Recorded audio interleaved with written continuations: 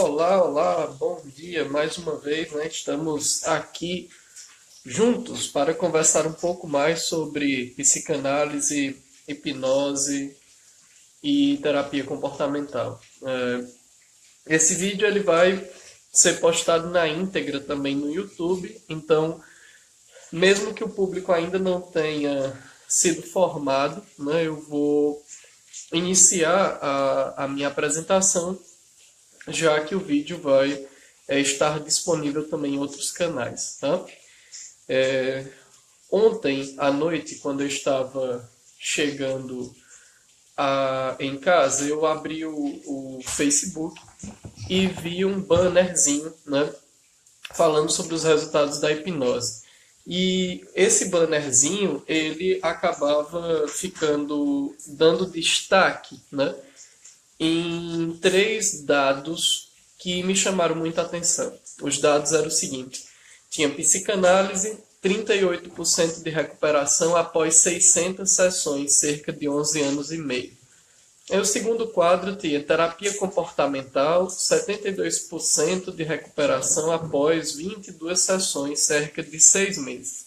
E no final tinha lá hipnoterapia, 93% de recuperação após 6 meses, cerca de um mês e meio. Não é novidade para todos que estão assistindo aqui que eu trabalho com hipnose e sou apaixonado por hipnose.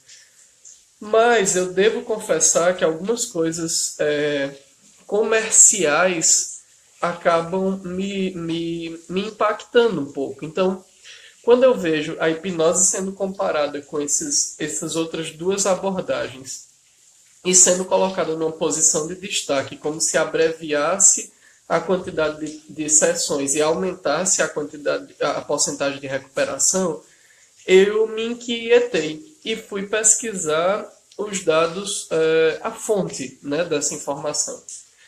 No mesmo bannerzinho, nós temos a informação de que isso é uma análise publicada pela revista American Health Magazine, né, por um psicólogo americano chamado Alfred A. Barrios, né, que é um autor bem conhecido, né, nessas hipóteses da mente humana, inclusive na hipnose, né, o Barrios. E ele é PhD. Né? Quando eu fui procurar, eu encontrei o artigo original, o que eu suspeito que muitas pessoas que compartilharam esse banner sequer leram o artigo original. E o arquivo original é um artigo em inglês, foi publicado pela Spring em 1970. Então essa revista American Health Magazine, ela teve a primeira edição em 1982 e a última edição em 1999. Né? E esse artigo específico ele foi só uma publicação, uma republicação, por assim dizer, da Spring, né, de 1970. E, curiosamente, eu encontrei uma coisa muito importante. Né?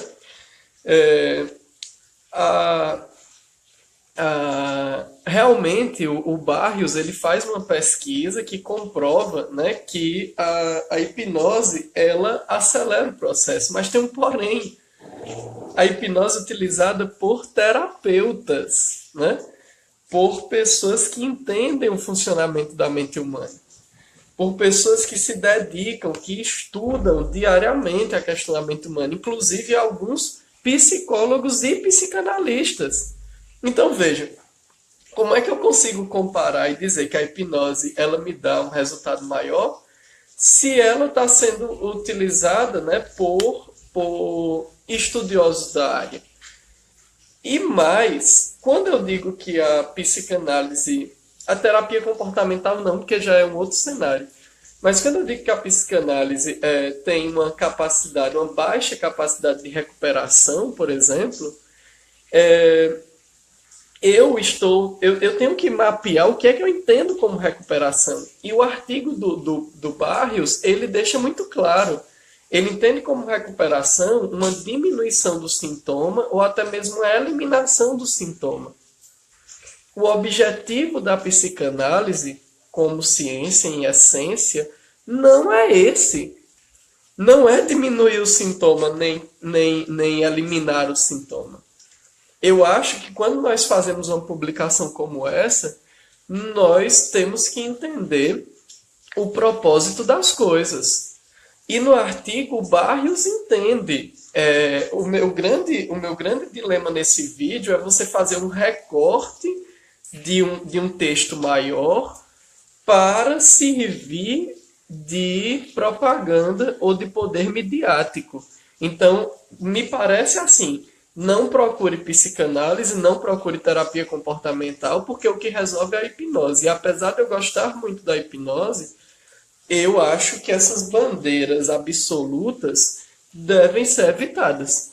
Né? Então, só a hipnose salva pessoas, só a PNL salva pessoas. Essas bandeiras devem ser evitadas. Tá? Mas vamos lá.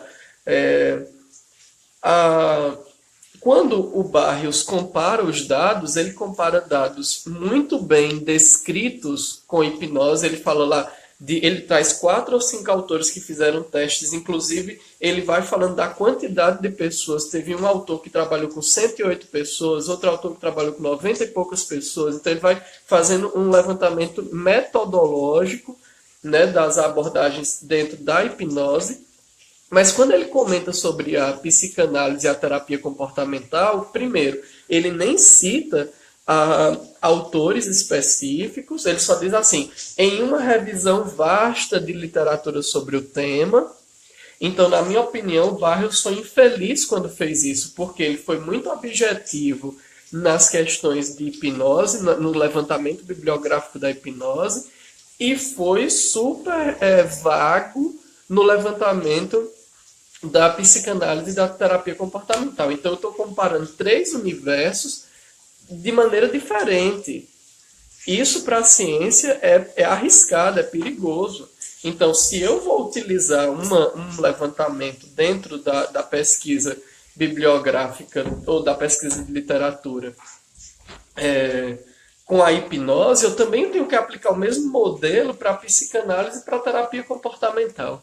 Né? Então, eu faço um levantamento muito rigoroso metodologicamente com hipnose, mas não faço um levantamento tão rigoroso com relação à psicanálise e à terapia comportamental. Então, é importante que a gente perceba isso. Esses dados podem estar enviesados, né? Podem estar confirmando a hipnose por um interesse particular do Barrios. Né? E aí o Barrios ainda traz um levantamento bem interessante. Ele diz assim, existem 2 cenários de que a hipnose não tenha funcionado tão bem. Vai dizendo, a hipnose para descobrir alguma informação que a mente bloqueou, né? Ou que a mente, no caso, reprimiu. Então ele vai dizer assim, ó, por que é que a hipnose às vezes é usada indevidamente? Né? Por que é que traz resultados ruins? Porque às vezes o terapeuta, o hipnólogo, traz à tona, né, faz uma regressão, traz à tona uma memória que a mente reprimiu. Então a mente vai reagir negativamente a esse esforço.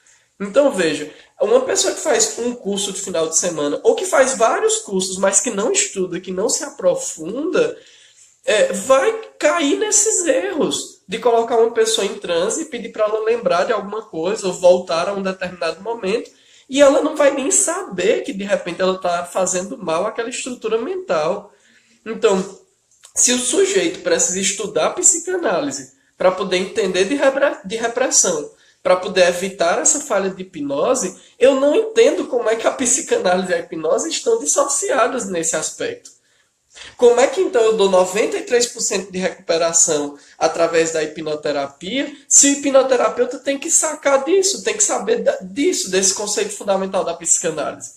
Então me parece que são coisas que não estão dissociadas nessa visão do Barrios. Mas há uma dissociação midiática para poder divulgar melhor, né? Para poder dizer, ó, procure a hipnose e não a psicanálise. Então, é muito importante isso e é de extrema atenção daqueles que buscam a hipnose e daqueles que estudam a hipnose. Então, não sei se você que está assistindo tem interesse em se melhorar de alguma coisa através da hipnose, ou se tem interesse, inclusive, de estudar de estudar a hipnose, né? Eu não sei qual o seu interesse nisso, né? Mas é importante que você saiba que caso você queira procurar, ou caso você queira ser, né, tratado através da hipnose, é importante que você tenha essa atenção, tá? Outra coisa, há um segundo grande grupo de falha através da hipnose. Que segundo grupo é esse? Né?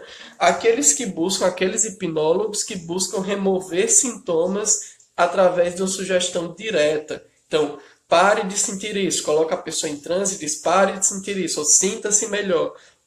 Isso também, a energia que foi gerada, né, que gerou o sintoma, vai permanecer lá. E aí, então, pode gerar um novo sintoma posteriormente. Então, o hipnólogo também que não estuda psicopatologia vai acabar falhando nesse aspecto. Então, veja, se eu, para poder ter uma hipnose bem adequada numa visão do Barrios, eu preciso entender de psicopatologia, eu preciso entender de aparelho psíquico, eu preciso entender de mecanismos como repressão, então eu preciso entender de psicanálise. Né? Aí eu vou e imediatamente separo isso e aí aparentemente digo que a hipnose é melhor do que a psicanálise. Né? Então, vamos ter um pouco de cuidado, viu, com esse trabalho, né? Sem contar que em 1970 o Erickson estava em pleno vapor, né, trabalhando lá nos Estados Unidos. E a hipnose que o senhor Barrios vai sugerir no artigo é uma hipnose condicionativa, né, muito próxima do Pavlov.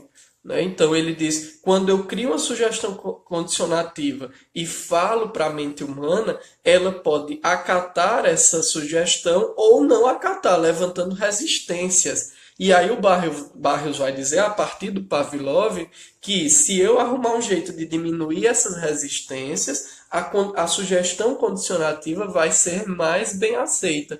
E aí o Barrios sugere que essa diminuição da resistência pode ser feita justamente em transe hipnótico, né? Sendo que tem um pequeno detalhe, né? Isso é uma hipnose condicionativa. A hipnose que eu trabalho especificamente é uma hipnose que não foca nessa estrutura condicionativa, mas sim uma hipnose de reeditar algumas questões simbólicas do inconsciente, né? Então a gente começa a perceber que quando a gente vê um banner desse isolado, é muito importante, né, que a gente tenha um conhecimento, né, minimamente, um mínimo conhecimento a respeito dessas situações e dessas dificuldades ou desses elementos delicados que nós observamos ao ler esse artigo na íntegra. Né? Eu espero que tenha sido útil aí, né, para você que nos acompanhou e de alguma forma consiga trazer essa compreensão, né, da hipnose como mais uma estrutura de intervenção e de compreensão da mente humana e não essas coisas isoladas que às vezes eu vejo as pessoas querendo criar. Né, esses mundos isolados, a hipnose está aqui, a psicologia está aqui, a psicanálise está acolá, e esses mundos isolados, na minha opinião, só trazem mal-estar, só trazem involução, só trazem estagnação no nosso processo como profissionais, tá bom? Então, fica aí meu recado, né? O artigo é fácil de você localizar, né? O próprio Barrios tem um site chamado Self-Programmed Control Center, né? Mas aí se você colocar essa informação, psicoterapia, teoria, pesquisa e prática, Spring, 1970, né? Alfred Barrios, você vai encontrar esse artigo em inglês no original, tá bom? Então, forte abraço, tenha uma ótima quarta-feira.